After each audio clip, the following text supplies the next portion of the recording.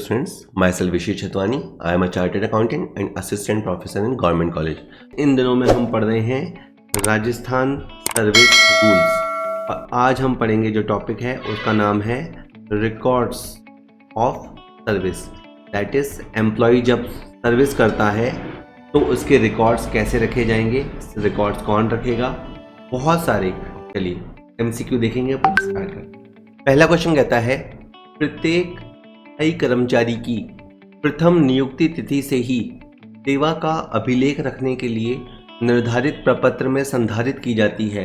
ए सेवा विवरणिका, बी सेवा पुस्तिका, सी उपयुक्त ए व बी में से कोई एक और डी उपयुक्त में से कोई नहीं। तो पहली बात क्या है कि हर जो गवर्नमेंट एम्प्लॉय है उसकी फर्स्ट ज्वाइनिंग डेट से ही उसने कितनी सर्विस की है उसका रिकॉर्ड रखने के लिए जो बनती है उसको बोलते हैं सेवा पुस्तिका। तो जैसे ही आप परमानेंट गवर्नमेंट एम्प्लॉय हो जाएंगे तो आपकी एक बुक मेंटेन की जाएगी और जिसे हम कहेंगे सर्विस बुक या सेवा पुस्तिका। To keep a record of service का रिकॉर्ड रखने के लिए from the first appointment of every permanent employee it is maintained. What is maintained? Service book is maintained. तो बहुत ही आसान सा क्वेश्चन था। अब इससे संबंधित एक नियम सुनिए। नियम 160 में बता रखा है कि सर्विस रिकॉर्ड्स या रिकॉर्ड ऑफ सर्विस के बारे में प्रत्येक राज्य कर्मचारी के लिए उसकी फर्स्ट ज्वाइनिंग की डेट से ही या फर्स्ट ज्वाइनिंग की तारीख से ही एक सेवा पुस्तिका निम्नलिखित मामलों को छोड़कर निर्धारित प्रपत्र में तैयार की जाएगी। तो अब ये बहुत इंपॉर्टेंट एमसीक्यू हो जाता है। ये जो मैं अब 3 जने पढ़ने वाला हूँ इन 3 के लिए सर्विस बुक मेंटेन नहीं की जाएगी। किन के लिए? ऐसे कर्मचारी जो अल्प अवधि के लिए या एक निश्चित अवधि के लिए, जिसको आपने 2 महीने, 6 महीने, साल भर, 1.5 साल के लिए रखा है, या जिनको आप परमानेंट लगा ही नहीं सकते, जो परमानेंट गवर्नमेंट एम्प्लॉय हो ही नहीं सकते, उनके लिए सर्विस बुक नहीं रखी जाएगी। इसी तरह पुलिस कर्मचारी जो सिपाही के पद से ऊपर नहीं होता, इंग्लिश में भी इसके लिए आएगा word policeman of the rank not higher than the head constable. तो हेड कांस्टेबल और हेड कांस्टेबल यहाँ तक जो होते हैं पुलिसकर्मी, उनके लिए सर्विस बुक नहीं रखी जाती। कुछ और रखा जाएगा, वो आगे आने वाले क्वेश्चन में आएगा, बट इनके लिए सर्विस बुक नहीं रखी जाती। इसके अलावा चतुर्थ श्रेणी कर्मचारी जो क्लास 4th में आने वाले सर्वेंट्स हैं, जो 4th क्लास एम्प्लॉयज़ हैं, क्लास 4th एम्प्लॉयज़, उनके लिए भी सर्विस बुक मेंटेन नहीं की जाती। तो इस क्वेश्चन में 2 क्वेश्चन है, सर्विस बुक किन के लिए रखी जाती है और किन के लिए नहीं रखी जाती है। अगला क्वेश्चन कहता है हेड कांस्टेबल तक की रैंक के पुलिस कर्मियों और चतुर्थ श्रेणी कर्मचारियों का सेवा अभिलेख रखने के लिए निर्धारित प्रपत्र में संधारित की जाती है। अब वहां से तो हमने कह दिया कि इनकी सर्विस बुक मेंटेन नहीं होगी, तो फिर क्या मेंटेन होगा? सेवा विवरणिका या सेवा पुस्तिका? तो अब इनका आंसर है कि इनके लिए मेंटेन होगी सेवा विवरणिका, सर्विस रोल्स। तो एक वर्ड आया सर्विस बुक, ठीक है, सेवा पुस्तिका, और एक वर्ड आया सर्विस रोल्स या सेवा विवरणिका, ठीक है। इसका भी नियम आप सुन लीजिए। नियम 164 कहता है कि सिपाही और मुख्य सिपाही, ठीक है, सिपाही और मुख्य सिपाही के संबंध में जिला पुलिस अधीक्षक, जो डिस्ट्रिक्ट के पुलिस सुपरिटेंडेंट होते हैं, सेवा विवरणिका सर्विस रोल्स रखेंगे, जिनमें पुलिस दल के प्रत्येक व्यक्ति ऐसे व्यक्तियों को छोड़कर जिनकी नियुक्ति नितांत अस्थायी कार्यवाहक रूप में हो, उनके लिए उनको छोड़ दिया है। यहाँ पे भी देखो वापस से जो टेम्परेरी या शॉर्ट पीरियड के लिए हैं, जो कार्यवाहक के लिए रख लिए हैं, अल्प अवधि के लिए, उनको छोड़ दिया है। जो स्थायी सेवा में हो ही नहीं सकते उनको छोड़ दिया है, पर फिर भी 2 लोगों को शामिल कर लिया। जो क्लास 4th एम्प्लॉयज़ हैं उनको शामिल कर लिया, और जो सिपाही और मुख्य सिपाही, कांस्टेबल और हेड कांस्टेबल रहेंगे, उनके लिए सर्विस रोल्स रखे जाएंगे। उसमें बहुत सारी सूचनाएं हैं, मैंने 2-3 सूचनाएं ली हैं, बट सूचनाएं और भी थी। कब से वो भर्ती में आए, कब से वो पुलिस में शामिल हुए, कौन से गांव या शहर के हैं, जनरली गांव रूरल बैकग्राउंड से होते हैं, तो कौन से गांव या शहर से हैं, आयु क्या थी ज्वाइनिंग के समय, ऊंचाई कितनी थी, और पहचान का चिन्ह, ताकि उनको आइडेंटिफिकेशन मार्क, ताकि उनको पहचाना जा सके, पहचान सुनिश्चित की जा सके। जिन पोस्ट पे वो समय समय पे रहे, उनकी प्रमोशंस कब हुए, डिमोशंस कब हुए, कभी कोई दंड मिला, कोई पेनल्टी लगी क्या, ये सारे उनके बात लिखे जाएंगे। अभी आप और एमसीक्यू देखेंगे तो आप पूरा समझ जाएंगे कि सर्विस बुक क्या होती है। ये चैप्टर रिलेटिवली आसान रहने वाला है। खैर यहाँ अभी और देखते हैं। तीसरा क्वेश्चन, एक कर्मचारी की सेवा पुस्तिका ए विभागाध्यक्ष या कार्यालय अध्यक्ष की अभिरक्षा में रखी जाएंगी, और कर्मचारी के स्थानांतरण पर स्थानांतरित नहीं की जाएगी। आधी लाइन इसमें सही है, आधी गलत है। कार्यालय अध्यक्ष की अभिरक्षा में रखी जाएगी और स्थानांतरित नहीं होगी, गलत है। जब ये बोलेगा कि ट्रांसफर नहीं होगी, गलत हो जाएगा। सी है कार्यालय अध्यक्ष या विभागाध्यक्ष की अभिरक्षा में रखी जाएगी और कर्मचारी के स्थानांतरण पर नए कार्यालय को स्थानांतरित होते रहेगी, ये बिल्कुल सही है। ठीक है, तो जो सर्विस बुक है वो सर्विस बुक जो हेड ऑफ डिपार्टमेंट होते हैं या जो हेड ऑफ ऑफिस है उनकी कस्टडी में रहेगी। ठीक है, और जैसे ही किसी बंदे का ट्रांसफ़र होगा, जैसे ही एम्प्लॉय का ट्रांसफ़र होगा, तो जिस जगह पे आपका ट्रांसफ़र होगा उस जगह पे भिजवा दी जाएगी। ठीक है, उस बंदे को हैंड ओवर नहीं की जाती, एम्प्लॉय पहुंच जाता है और पीछे आपका जो ऑफिस सेक्शन है, जो एस्टैब्लिशमेंट है, वो जहां वो गया है वहां उसकी सर्विस बुक भिजवा देगा, अपडेट करके भिजवा देगा। इस तरह चलता है। तो always remember, service book will be kept in the custody of the head of department, head of office and will continue to be transfer to new office on transfer of employees. और एक आध नियम सुन लीजिए, ये line आप याद रखिएगा। विभागाध्यक्ष, कार्यालय अध्यक्ष, जहां वर्ड पे कीजिए, जहां राज्य कर्मचारी सेवारत है वहां पे सेवा पुस्तिका रखी जाएगी और कर्मचारी के स्थानांतरण होने पर प्रत्येक समय, हर बार, हो सकता है कि आपका 5-6 जगह ट्रांसफर हो, तो आपकी जगह, जैसे आप घूमते जा रहे हैं अपनी सर्विस में आपकी सर्विस बुक भी घूमती जाएगी आपके साथ साथ। जहां आप वो आपकी परछाई है, ठीक, वो आपके साथ साथ चलेगी। चलिए नेक्स्ट क्वेश्चन। कर्मचारी की सेवा पुस्तिका का मूल्य कौन वहन करता है? ठीक है, आप जब जॉब में आएंगे तो आप एक SI बुक खरीदेंगे क्योंकि आपका SI का पैसा कटेगा, एक NPS डायरी खरीदेंगे, और वापस अभी तो सुनने में आ रहा है कि OPS वापस आ गया है, ओल्ड पेंशन स्कीम वापस आ गई है।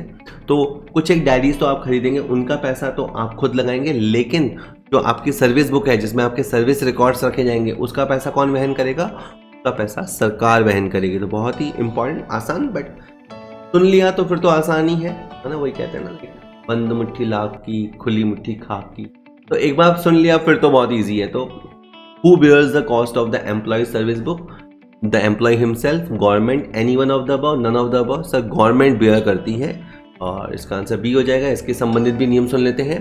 सेवा पुस्तक का मूल्य राज्य सरकार द्वारा वहन किया जाएगा। और एक से भी इम्पॉर्टेंट बात अब आ रही है कि कर्मचारी के सेवा निवृत्त होने, दैट इज उसके रिटायर होने, त्यागपत्र देने, दैट इज रिजाइन करने, सेवा मुक्त होने, सेवा समाप्त होने या सेवाच्युत होने पर आदि पर सेवा पुस्तिका उसे नहीं सौंपी जाएगी।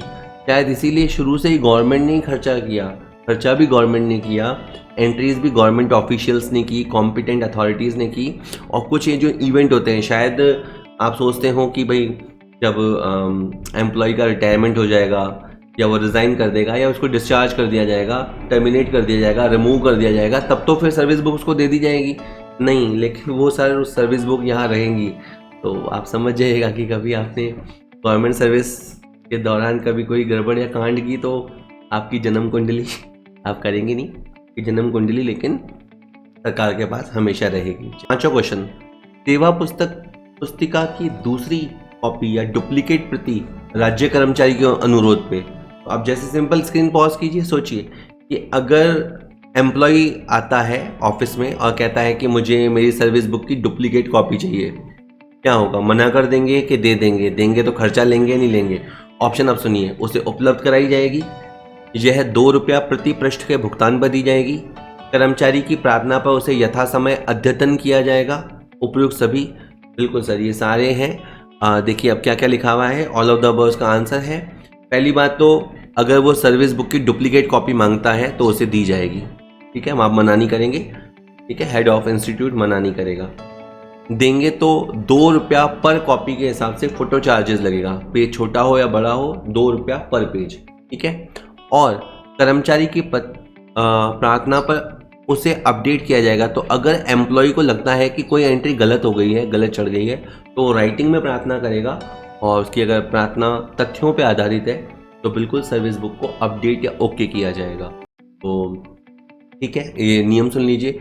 राज्य कर्मचारी के प्रार्थना पत्र पर सेवा पुस्तिका में प्रविष्टियां करने के लिए सक्षम अधिकारी या प्राधिकारी द्वारा सम्यक रूप से अधिप्रमाणित फोटो प्रतिलिपि किसी भी आकार के पृष्ठ के लिए 2 रुपये प्रति पृष्ठ पर उसे संदाय की जाएगी।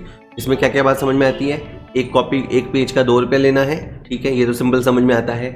वो जो फोटोकॉपी होगी वो अटेस्ट करके दी जाएगी, यानी अटेस्टेड फोटोकॉपी होगी, है ना, ऐसा नहीं केवल सिंपल फोटोकॉपी, अटेस्टेड फोटोकॉपी होगी। और कब दी जाएगी? आप मनमर्जी से नहीं देंगे, वो राज्य कर्मचारी आपको प्रार्थना पत्र करेगा और उसका एंड मकसद यही होता है कि एम्प्लॉय देख ले कि सर्विस बुक में सारी एंट्रीज ओके हैं या नहीं, और कोई एंट्रीज अगर उसको अपडेट करवानी हो तो उस पर्पज से वो दी जाती है। ठीक है, तो एक बार इंग्लिश में सुन लीजिए, जस्ट क्वेश्चन के साथ थोड़ी देर बने रहिए। मैं यही है कि अगर नियम लिखा है तो आप उसे हिंदी इंग्लिश में पढ़िए। होता क्या है कि मल्टीपल चॉइस क्वेश्चन में कोई बात आपके पास दिमाग में अटक जानी चाहिए। ठीक है, ये कोई डिस्क्रिप्टिव नहीं है कि आपको पूरा एज इट इज ये पैराग्राफ याद करना है। तो आप ये मत देखिए कि बड़ी टिपिकल लैंग्वेज है, आप तो एक बार सुनिए और उसका जो जिस्ट निकालने की कोशिश कीजिए। मैं बता रहा हूँ, या आप सार समझने की कोशिश कीजिए और खुद से समझने की कोशिश करें। On an application of government servant, photocopy of service book duly attested by the officer और authority competent to make entries in the service book shall be supplied to him. ऐसा भी नहीं है कि कोई भी अटेस्ट करके दे देगा, वही जो उसके अंदर लिखने का अधिकारी है वही अटेस्ट करके देगा। ठीक है, shall be supplied to him on payment of ₹2 per page. Next is कर्मचारी की मूल सेवा पुस्तिका किसी कारण से खो जाने पर। अब तो गजब हो गया, उसकी जो सर्विस बुक थी जो ऑफिस रिकॉर्ड्स में रहती है पता नहीं कैसे खो गई, तो क्या होगा? अब देखिए ऑप्शन देखिए, पूर्व पदस्थापन कार्यालयों से विवरण प्राप्त करके नई सर्विस बुक बनाई जाएगी। अब पहले मान लीजिए कोई बंदा स्कूल में था, फिर वो कॉलेज में आया या कहीं और गया, तो अब क्या करेंगे? तो ए ऑप्शन तो उन्होंने दिया कि पहले वो जहाँ जहाँ रहा है वहाँ से उसके डिटेल्स मंगाए जाएंगे और सर्विस बुक बनाई जाएगी। सेकंड ऑप्शन दिया कि यदि कर्मचारी के पास सत्यापित दूसरी सेवा पुस्तिका उपलब्ध हो तो उसे आधार माना जा सकता है। यदि उसकी प्रविष्टियों का सक्षम अधिकारी द्वारा सत्यापन किया हो तो ये तो कमाल ही हो जाएगा। तो शायद अब समझ में आता है कि डुप्लीकेट कॉपी के लिए अप्लाई कर लेना चाहिए। एम्प्लॉय को डुप्लीकेट कॉपी सर्विस बुक की अपने पास रखनी चाहिए, ताकि कभी कुछ ऐसा हो जाए कि सर्विस बुक गायब हो जाए तो फिर वो एम्प्लॉय कह देगा कि सर मेरे पास बुक पड़ी है, वो वेरीफाइड है। ठीक है ना, मतलब उसके पास डुप्लीकेट कॉपी होनी चाहिए और वो एक सत्यापित कॉपी होनी चाहिए। अगर वो है तो फिर तो वो काफ़ी सक्षम आधार है। थर्ड है कि है ना, जब उसकी सर्विस बुक खुल जाएगी तो जब तक वो मिल नहीं जाती तब तक कोई कार्रवाई नहीं होगी। कोई कार्रवाई मतलब जैसे हर साल इंक्रीमेंट लगता है, सैलरी थोड़ी सी बढ़ती है, वो नहीं होगा, या कोई भी और जो इम्पॉर्टेंट शासकीय घटना होती है वो नहीं लिखी जाएगी, तो ये तो गलती हो जाएगा। तो सेकंड बिल्कुल ठीक है, आप सेकंड से काम चला लीजिएगा।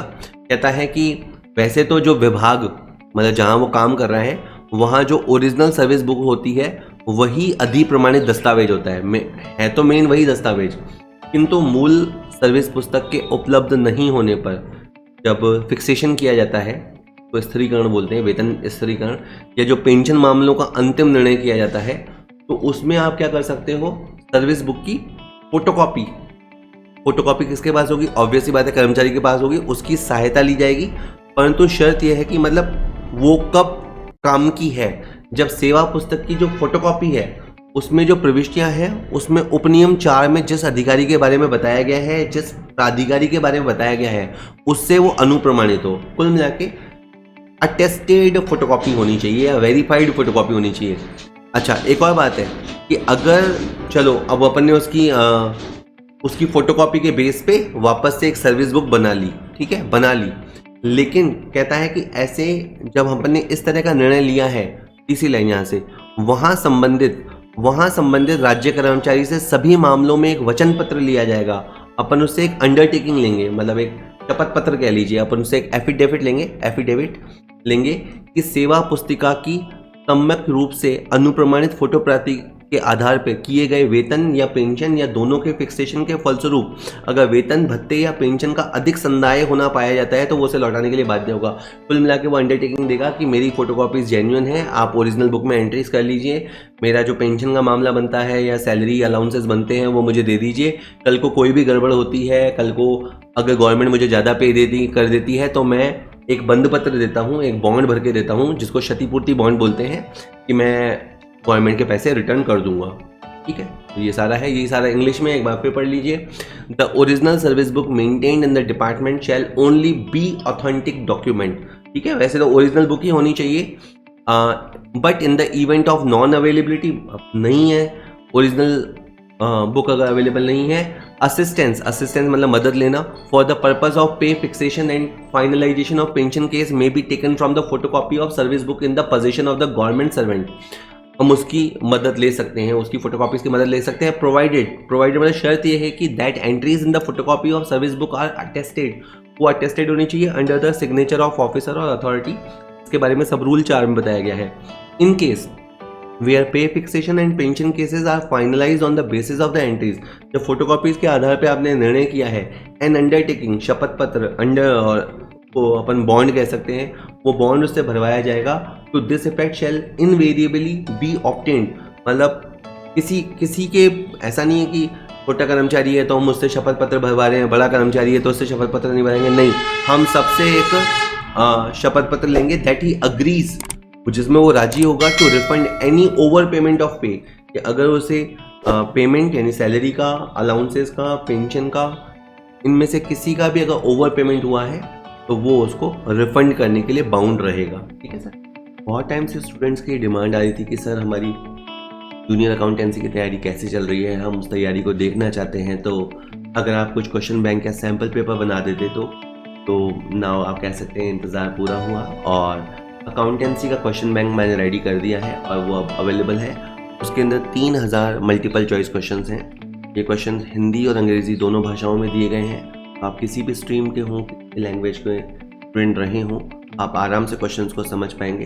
बाकी कर पाएंगे या नहीं वो तो आपकी तैयारी से पता लगेगा। क्वेश्चंस में थ्योरी क्वेश्चंस और प्रैक्टिकल क्वेश्चंस दोनों दिए हैं, क्योंकि पता नहीं है कि किस तरह के क्वेश्चंस एग्जाम में पूछे जाएंगे, और हमें तो एक एक क्वेश्चन का इंपॉर्टेंस होता है, क्योंकि एक क्वेश्चन 3 नंबर का है तो एक क्वेश्चन खेल बना सकता है, बिगाड़ सकता है। सारे MCQs मैंने टॉपिक वाइज डिस्ट्रीब्यूट किए हैं, तो आप अपनी टॉपिक वाइज तैयारी दे सकते हैं। फुल कवरेज दिया है। और अगर बाय द वे क्वेश्चन का आंसर आपको समझ नहीं आता या आपको लगता है कि इसका आंसर कुछ अलग होना चाहिए, तो आप ये जो व्हाट्सएप नंबर स्क्रीन पे आ रहा है पे आप व्हाट्सएप कर सकते हैं। मैं डेफिनेट उसका आपको आंसर करूँगा, और ये सब मात्र 99 रुपये में अवेलेबल है, तो कम रेट पे ही है, तो आप आराम से अपनी तैयारी चेक कर सकते हैं। अकाउंटेंसी के बाद जो अलग अलग सब्जेक्ट्स हैं मैं उनके भी क्वेश्चन बैंक रिलीज़ करूँगा। अभी राइट नाउ जब आप ये वीडियो देख रहे हैं, अकाउंटेंसी का क्वेश्चन बैंक अवेलेबल है, और इसका जो लिंक है डिस्क्रिप्शन में दिया गया है। तो क्वेश्चन, निम्न में से कौन सी घटना कर्मचारी की सेवा पुस्तिका में रिकॉर्ड किए जाने योग्य नहीं है? कौन सी घटना सर्विस बुक में नहीं आएगी? निलंबन, अगर उसको कभी सस्पेंड किया गया हो, सस्पेंशन पे रहा हो तो रिकॉर्ड नहीं होगा, तो ये तो रिकॉर्ड होगा। वेतन वृद्धि, उसके जो इंक्रीमेंट लगते हैं, एनुअल इंक्रीमेंट, वो भी होगा, या उसका स्केल चेंज होता है वो भी रिकॉर्ड होगा। विभिन्न अवकाश, वो जो तरह तरह के हॉलीडेज लेता है वो भी रिकॉर्ड होते हैं। सर्टिफिकेट ऑफ आउटस्टैंडिंग सर्विसेज, ये रिकॉर्ड नहीं होता, तो ये इनमें से अलग है। ये चीज़ अगर उसने मान लीजिए बहुत ही उत्कृष्ट सेवा की है, हो सकता है कि उसको SDM ने या कलेक्टर ने इनाम भी दिया हो, पर फिर भी ये बात उसकी सर्विस बुक में रिकॉर्ड नहीं होगी। बाकी सारी बातें जो है वो उसके सर्विस बुक में रिकॉर्ड होगी। और अभी थोड़ा सा इंपॉर्टेंट आप पढ़ लीजिए, ये देखिए कितना बड़ा पैराग्राफ है। नियम 161 कहता है कि राज्य कर्मचारी के शासकीय जीवन में जो भी उसने, जब वो गवर्नमेंट जॉब में रहा, तो उसके जो भी शासकीय जीवन में, उसकी पर्सनल लाइफ में हो रहा है उससे कोई मतलब नहीं, प्रत्येक घटना का उल्लेख उसकी सर्विस बुक में अवश्य किया जाएगा। तो ये उसकी मैटर ऑफ चॉइस नहीं है कि सर ये तो लिख दो और ये मत लिखो, ऐसा नहीं। उसकी शासकीय जीवन में जो भी इंपॉर्टेंट घटनाएं होंगी वो सब लिखेंगे, और जो हेड ऑफ ऑफिस होंगे वो उन्हें वेरीफाई करेंगे। और अगर बाय द वे जिसकी सर्विस बुक लिखी जा रही है, मान लीजिए वो खुद ही हेड ऑफ ऑफिस हैं, तो फिर उनसे जो सुपीरियर अथॉरिटी है वो होगा। जैसे मान लीजिए कि हम असिस्टेंट प्रोफेसर हैं, तो हमारी सर्विस बुक को हमारे प्रिंसिपल वेरीफाई करते हैं, लेकिन जहाँ प्रिंसिपल की वेरीफाई है तो बुक वेरीफाई करने की बात आती है, तो फिर उनकी जो बुक है वो डायरेक्टरेट जाती हैं। ठीक, अब जो हेड ऑफिस है वो क्या देखेगा? हेड ऑफ ऑफिस साइन करने से पहले देखेगा कि सर्विस बुक में जितनी भी एंट्रियाँ हुई हैं वो स्वच्छतापूर्वक यानी साफ नीटली की गई हैं। ठीक है, उसमें कोई रबड़ वगैरह से या कट ऑफ या ओवर राइटिंग ब्लेड वगैरह से इरेजिंग नहीं की गई है। और मान लीजिए अगर काटा पीटी होती भी है तो वहाँ पे एक CA करके लिखा जाता है, कटिंग अटेस्टेड करके वो साइन पहले संबंधित से करवाएंगे जिसने सर्विस बुक में एंट्री की है, फिर वेरीफाई करते समय खुद उसको ऊपर एंट्री करेंगे। ठीक है, तो काटा पीटी के केस में कटिंग अटेस्टेड लिखा जाता है, शॉर्ट में CA कहा जाता है। और सर्विस बुक का एक कॉलम होता है शुरू में, उसमें अगर सेवा से निलंबन हुआ हो, सेवा में टूट फूट हुई हो, कुल मिला के सेवा में इंटरप्ट हुआ हो, तो पूरे डिटेल लिखे जाएंगे। मतलब सर्विस बुक में आपकी सर्विस किसी भी वजह से ब्रेक हुई है, उसमें गड़बड़ हुई है, तो उसके फुल डिटेल लिखे जाएंगे और वेरीफाइंग अथॉरिटी उसे वेरीफाई करेगा। और अगर किसी सरकारी कर्मचारी का पहले निलंबन हुआ था, फिर वापस से उसको सर्विस में ले लिया गया था, तो उसका भी पूरा डिटेल लिखा जाएगा कि कब आपको निलंबित किया गया, कब किस आज्ञा से आपको वापस ले लिया गया सर्विस में। इसी तरह से अगर आपको आपके जो पोस्ट होना चाहिए उस पोस्ट से नीचे भेजा गया है, या आपका जो सैलरी स्केल होता है, पे स्केल होता है, उससे आपको नीचे फिक्स किया गया है, तो उसका भी शॉर्ट में रीज़न लिखा जाएगा कि क्यों ऐसा किया गया है।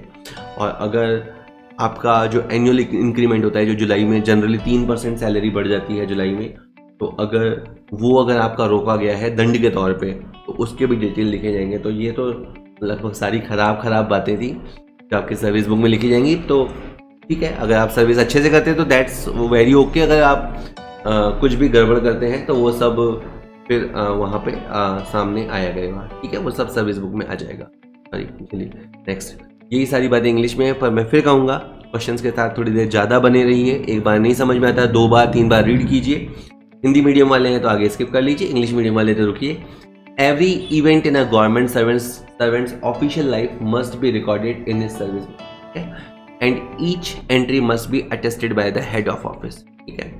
और the head of office shall see that the all entries are neatly, यही वही वाली बातें हैं जो पहले, neatly made and properly attested. There should be no erasure, काटापीटी नहीं होनी चाहिए, no overwriting. The erasers and over writing should be crossed. अगर कुछ गड़बड़ हुई है, जैसे आप पहले लिख रहे थे 5, फिर आपने काट के गया 7, ऐसा मत करो, आप इसको काटो, आपको 7 लिखना है तो साफ से 7 अलग से लिखो, सही से। And correction neatly made against under proper attestation. और जब भी आप पुराने फिगर को काट के नया फिगर लिखते हो तो आप वहाँ साइन कीजिए, उससे पता लगेगा कि ये आपकी सहमति से हुआ है या ये चीज़ आपकी नॉलेज में है। एवरी पीरियड ऑफ सस्पेंशन, कभी भी आप सस्पेंड रहे या आपकी सर्विस ब्रेक हुई तो इसके पूरे डिटेल्स लिखे जाएंगे। और अगर आप कभी सस्पेंड हुए और उसके बाद सब्सिक्वेंटली रीइंस्टेट किए गए, वापस से सर्विस में ले लिए गए, तो उसकी भी डिटेल्स लिखे जाएंगे। और अगर आपको कभी लोअर पोस्ट पे ज्वाइन करना पड़ा या लोअर टाइम स्केल पे आप गए, पे स्केल पे नीचे गए, तो वो उसके रीजंस भी लिखे जाएंगे। और अगर आपका इंक्रीमेंट किसी वजह से आपके अधिकारी ने रोका है तो उसके कारण भी लिखे जाएंगे। अगला क्वेश्चन देखते हैं। एक कर्मचारी अपनी मूल सेवा पुस्तिका अवलोकन करना चाहे तो, ये बहुत ही इंपॉर्टेंट क्वेश्चन है कि अगर कोई एम्प्लॉय कहे कि सर मुझे मेरी सर्विस बुक देखनी है तो दिखाओगे नहीं दिखाओगे? अगर आप हेड ऑफ ऑफिस है तो बताइए दिखाएंगे नहीं दिखाएंगे? सोचिए जल्दी से। ए ऑप्शन है सेवा पुस्तिका के गोपनीय होने का अनुमति नहीं होगी। ए ऑप्शन ने कह दिया भैया ये कॉन्फिडेंशियल है, हम तेरे को नहीं दिखा सकते, सेकंड है कर्मचारी कभी भी सेवा पुस्तिका का अवलोकन कर सकता है। सेकंड तो फ्री हैंड दे रहा है कि आपका जब मन करे सर्विस बुक पढ़िए, आओ ऑफिस में देख लो। सी है सामान्यतः कर्मचारियों को वर्ष में एक बार सर्विस बुक का अवलोकन कराया जा सकता है। बिल्कुल सर, साल में एक बार दर्शन खुलेंगे और वही आपको दर्शन कर लेने हैं बस। Normally the employees can be made to see the service books once in a year, साल में एक बार, ठीक है। अभी इसके बारे में भी कहानी है, वो भी सुन लीजिए। प्रत्येक कार्यालय अध्यक्ष उसके नियंत्रण अधीन कार्यरत कर्मचारियों को एक वर्ष में एक बार सेवा पुस्तिका दिखाएगा। देखिए कितने टफ वर्ड होते हैं। कार्यालय अध्यक्ष के नियंत्रण के अधीन जो कर्मचारी काम कर रहे हैं, एक वर्ष में एक बार सर्विस बुक दिखाएगा और उसकी एवज में दिखाएगा। उसके बदले में भी क्या होगा? उसके बदले में सेवा पुस्तिका के जो प्रासंगिक स्तंभ यानी कॉलम है उसमें कर्मचारी के हस्ताक्षर करवाएगा। मतलब आपने देख लिया, हो गई तसल्ली, अब इनिशियल करो। और सेवा पुस्तिका के अवलोकन या जांच के फलस्वरूप कर्मचारी के ध्यान में अगर कोई अशुद्ध या गलत प्रविष्टि आ जाए तो वह इसकी सूचना कार्यालय अध्यक्ष को देगा, लिखित रूप से देगा, आवश्यक शुद्धि करने के लिए देगा यदि किन्हीं तथ्यों और अभिलेखों के आधार पर शुद्धि करनी हो तो, ठीक है। आपको अभी अगर सर्विस बुक देखने का मन है तो आप टाइम पास के लिए मत देखना, अब आप देखो उसके अंदर सारी एंट्रीज हैं, उससे आप सहमत हो या नहीं हो। अगर आपको लगता है कि कोई एंट्री गलत चढ़ गई है, हो सकता है मानवीय भूल है, ऑफिस में भी कर्मचारी काम करते हैं, तो आप अगर कोई करेक्शन करवाना है, लेकिन ऐसे नहीं कि आपने मन चाहा कि sir date of birth change कर दो, कि sir date of joining change कर दो, ऐसे नहीं होता। आपके पास तथ्य है, रिकॉर्ड के आधार पर कोई चीज चेंज करानी है तो आप लिखित में प्रार्थना दीजिए कार्यालय अध्यक्ष को, और अगर चेंज करने जैसा होगा तो वो चेंज कर भी देंगे। नेक्स्ट क्वेश्चन कहता है, एक राज्य कर्मचारी का विदेश सेवा में स्थानांतरण होने पर उसकी सेवा पुस्तिका में बकाया अवकाश सहित अन्य आवश्यक विवरण कौन अंकित करता है। बहुत ही इंपॉर्टेंट क्वेश्चन कि अगर एक गवर्नमेंट एम्प्लॉय है, उसका किसी कॉरपोरेशन में, बॉडी कॉर्पोरेट में, किसी PSU में, पब्लिक सेक्टर अंडरटेकिंग में, या किसी ऑटोनोमस बॉडी में अगर उसको भेजा जाता है तो उसको बोलते हैं वैदेशिक सेवा। वैदेशिक सेवा पे पूरा अपन ने एक वीडियो देखा था, पिछला वाला MCQ कवर किए थे। फॉरेन सर्विस, तो फॉरेन सर्विस का मतलब कई बार कह चुके हैं, फॉरेन जाना नहीं है, अलग अलग डिपार्टमेंट्स या अलग जगह पे आपको भेजा जाएगा, ठीक है। तो बात यह है कि अगर जब ऐसा किया जाएगा तो आपकी जो सर्विस बुक में जो छुट्टियां वगैरह हैं या जो बाकी के डिटेल्स हैं, कौन लिखेगा। राजस्थान राज्य का अंकेक्षण अधिकारी, महालेखाकार राजस्थान का लेखा अधिकारी, पैतृक विभाग का अंकेक्षण अधिकारी या पैतृक विभाग का लेखा अधिकारी। 4 ऑप्शंस आपको दिए हैं। ए ऑप्शन आप याद रख लीजिए, राजस्थान राज्य का अंकेक्षण अधिकारी, ऑडिट ऑफिसर, ठीक है। कौन एंट्री करेगा इस केस में, जब फॉरेन सर्विस पे आप जाएंगे, वैदेशिक सेवा पे जाएंगे, तो आपकी सर्विस बुक इनके पास जयपुर भेजी जाएगी, अकाउंटेंट जनरल के पास, वही आपकी बुक में एंट्री करेंगे। कहता है कि यदि एक राज्य कर्मचारी का विदेश सेवा, वैदेशिक सेवा में स्थानांतरण, यानी उसको वैसे डेप्यूटेशन बोलते हैं, प्रतिनियुक्ति होती है, तो जो कार्यालय अध्यक्ष, हेड ऑफ ऑफिस होंगे या हेड ऑफ डिपार्टमेंट होंगे, वो उसकी जो सर्विस बुक है वो ऑडिट ऑफिसर, महालेखाकार को भेजेगा। बदले में ऑडिट ऑफिसर क्या करेंगे, ऑडिट ऑफिसर अपने हस्ताक्षर वो साइन करेंगे। कब करेंगे, स्वीकृति की आज्ञा का संदर्भ, विदेश सेवा के दौरान अनुज्ञेय अवकाश पर इस स्थानांतरण से होने वाला प्रभाव या कोई और विवरण जो आवश्यक समझता है वो देखेंगे। मतलब फॉरेन सर्विस में भेजे जाने का ऑर्डर देखेंगे, कितनी छुट्टियां बनेगी, जॉइनिंग टाइम क्या होगा, या जो भी उनको जरूरी लगता है वो सब देखेंगे और सर्विस बुक में लिखेंगे। इसके बाद फिर क्या होगा, एक राज्य कर्मचारी का सरकारी सेवा में पुनः स्थानांतरण हो जाने पर, अब थोड़े दिन तो आप डेप्यूटेशन में चले गए, वापस उस बॉडी निकाय से, उस बोर्ड और या कॉर्पोरेशन से आप जब वापस अपने मूल विभाग, जिसको पेरेंट कैडर बोलते हैं, उस पेरेंट कैडर में जब आप वापस लौटेंगे तो उसकी सर्विस बुक वापस से ऑडिट ऑफिसर को रेफर की जाएगी, भेजी जाएगी, और फिर वहाँ पे आपने फॉरेन सर्विस में कितना समय व्यतीत किया का सत्यापन वो करेंगे। और सत्यापन किसी भी केस में ऑडिट ऑफिसर से नीचे रैंक का बंदा नहीं करेगा। सारी की सारी बात लिखी हुई है इंग्लिश में, पढ़ लें। If a government servant is transferred to foreign service, the head of office of department must send his service book to the audit officer. Audit officer will return it, and वो लौटा देंगे उनको, after noting it under his signature the order sanctioning the transfer, the effect of the transfer in regard of leave admissible during foreign service and any other particular which he may consider necessary। और उसके बाद एक बार, मतलब 2 बार service book भेजी जाएगी। एक बार जब आपको फॉरेन सर्विस से में भेजा जाता है तब, और जब दूसरी बार आप फॉरेन सर्विस पूरी करके वापस अपने पेरेंट कैडर में लौटते हैं, दोनों बार ऑडिट ऑफिसर के पास जाएगी, अकाउंटेंट जनरल के पास जाएगी। ठीक, चलिए आज का आखिरी क्वेश्चन देखिए। राज्य कर्मचारी की सेवा के कितने वर्ष पूरे होने पर कार्यालय अध्यक्ष द्वारा उसकी सेवा का सत्यापन और पेंशन योग्य सेवा अवधि का निर्धारण कर उसे सूचित करना आवश्यक है। तो जब गवर्नमेंट एम्प्लॉय 25 साल की सर्विस पूरी कर लेता है, तो 25 साल की सर्विस पूरी करने पर जो हेड ऑफ द ऑफिस होंगे वो उसकी सर्विस को वेरीफाई करेंगे और अब पेंशन योग्य सेवा अवधि का निर्धारण करेंगे। तो इसमें सुन लीजिए नियम क्या है। एक राज्य कर्मचारी जैसे ही सेवा के 25 वर्ष पूर्ण करेगा, कार्यालय अध्यक्ष द्वारा मुख्य पेंशन अधिकारी से परामर्श करें।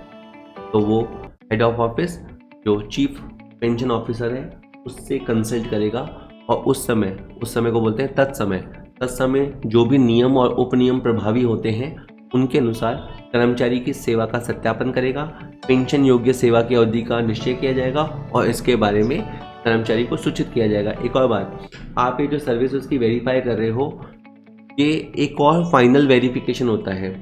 जब एम्प्लॉय रिटायर हो रहा होता है तो एम्प्लॉय के रिटायर होने से ठीक पहले उसकी फाइल AAO के पास भेजी जाती है, जो प्रॉपर AAO, काम चलाऊ AAO नहीं, उसके पास भेजी जाएंगी, या अकाउंट्स ऑफिसर या असिस्टेंट अकाउंट ऑफिसर उसके पास भेजी जाएगी, और वो एक फाइनल वेरीफाई करेंगे। तो आपने जो वेरीफाई किया ठीक है, पर आपने वेरीफाई कर दिया वो उतना मान्य नहीं है। दैट इज़ फाइनल वेरिफिकेशन के अधीन वो रहेगी। जो फाइनल वेरिफिकेशन में लिखा है वो ज़्यादा सही है, ठीक है। तो क्योंकि ये ऐसा होता है, क्योंकि वो अकाउंट्स के जानकार होते हैं, तो वो जो फाइनल वेरिफिकेशन में देंगे वो ज़्यादा मान्य होता है, ठीक है। जल्दी सुन लेते हैं। As soon as a government servant complete 25 year of service the head of office shall in consultation with the chief pension of, ठीक है। और रूल्स रेगुलेशन को देखते हुए का जो भी पेंशन योग्य अवधि है वो बता देंगे, और जो भी सूचनाएं उनको बतानी है वो कर्मचारी को हम बता देंगे। और एक और बात सुन लीजिए जो कहा मैंने, such verification shall however be subject to the final verification of qualifying service which shall be made at the time of retirement. चलिए सर, होप वीडियो आपको, ये नियम 163 था, ये वीडियो आपको यूज़फुल लगा होगा। थोड़ा लंबा होता है, थोड़ा सा बोरिंग होता है, लेकिन अगर आपने इनको कर लिया, इनमें से क्वेश्चन आ गए तो बढ़िया है, बल्ले बल्ले। एक बार जब नंबर आ जाते हैं ना, अच्छा लगता है। नंबर आ जाते हैं, फिर आप जॉब पे आ जाते हैं, फिर पैसे आ जाते हैं, लाइफ सेट हो जाती है, तब फिर सब अच्छा ही अच्छा लगता है। मतलब वो आपका जो हार्ड वर्क है वो वसूल होता है। बहुत सारे लोग हैं नहीं सुनेंगे, नहीं पढ़ेंगे, तो शायद जॉब पे भी नहीं लगेंगे। आप पढ़ेंगे, सुनेंगे, देखेंगे, प्रैक्टिस करेंगे तो जॉब पे भी लगेंगे। As simple as that. जैसा होगे वैसा पाओगे। वीडियो पसंद आया हो, वीडियो को लाइक कीजिए, वीडियो को शेयर कर सकते हैं अपने साथियों के साथ, चैनल को सब्सक्राइब करेंगे। सुनने के लिए धन्यवाद।